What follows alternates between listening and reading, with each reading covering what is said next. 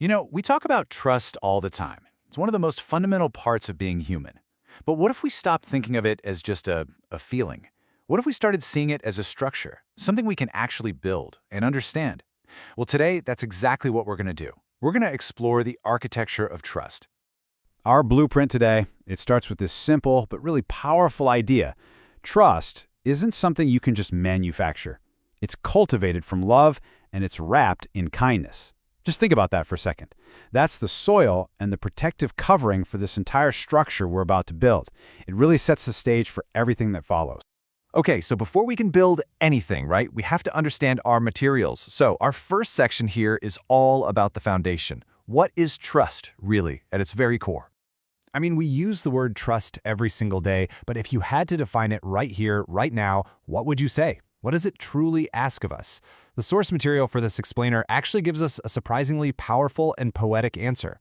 This definition is just incredibly strong. It's not just belief, it's a non-shaken belief. It's unwavering.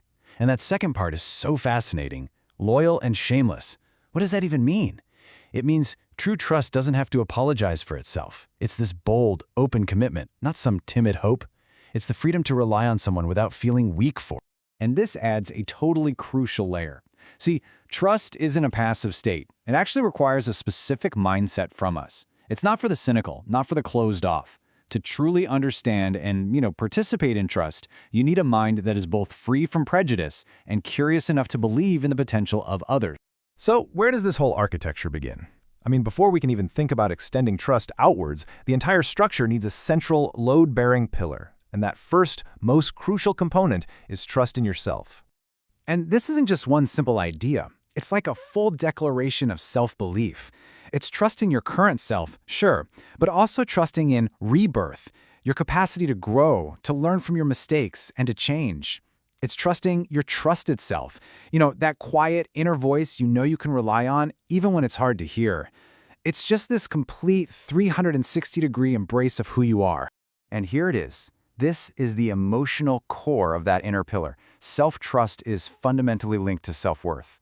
It's the profound belief that you are worthy of positive change, worthy of being trusted by yourself and, by extension, by others. This is the bedrock. Everything else is built on top of this. So once that strong inner pillar of self-trust is in place, we can start building outwards. This next section is all about how we create those connecting beams between ourselves and other people. And this is a key shift right here. Trust, by its very nature, is not a solo act. It's relational. The source makes it crystal clear. It comes in pairs, and it has this almost magnetic quality. It attracts help, creating a support system right when you need it most. So how are these connecting beams actually made? Well, it's not through some grand gestures. It's through the actual fabric of a shared life. It's built in those little moments of just togetherness, moments that enrich our lives, and in the shared memories that we look back on. That's the real-world stuff that trust is made of. Okay, now we get to what might be the most powerful function of this entire architecture. When it's fully built, trust isn't just a social framework, it's a structure for healing. I mean, just let that sink in. The source presents trust as having this profound therapeutic power. It's a direct remedy for one of life's deepest wounds, a broken heart. It's what lets us mend and actually move forward from pain. But this healing, it isn't just about our relationships with other people. It brings us right back to that inner pillar we talked about. Trust can repair the damage from a broken promise to self. All those times we've let ourselves down or broken our own resolutions or just lost faith in what we're capable of. But here's the thing. This healing isn't passive. It's an active process. The path to mending involves deliberate action. You have to cultivate it intentionally. You have to handle it with care. You have to trust with realness, which means with authenticity, no pretending. And finally, you have to focus your trust on what actually counts, on character and on action, not just on words. And the ultimate outcome of building this architecture, of engaging in this whole healing process, it's profound personal growth. You don't just go back to how you were. You come out of it as a stronger me, a person with renewed and way more resilient capacity for trust.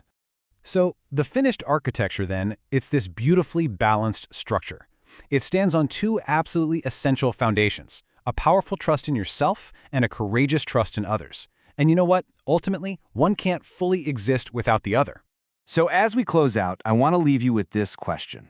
We've seen that trust is a structure, and it's built from specific parts, a foundation of belief, that inner pillar of self-worth, and those connecting beams of shared experience. So what part of your own structure needs your attention right now? What are you going to build today?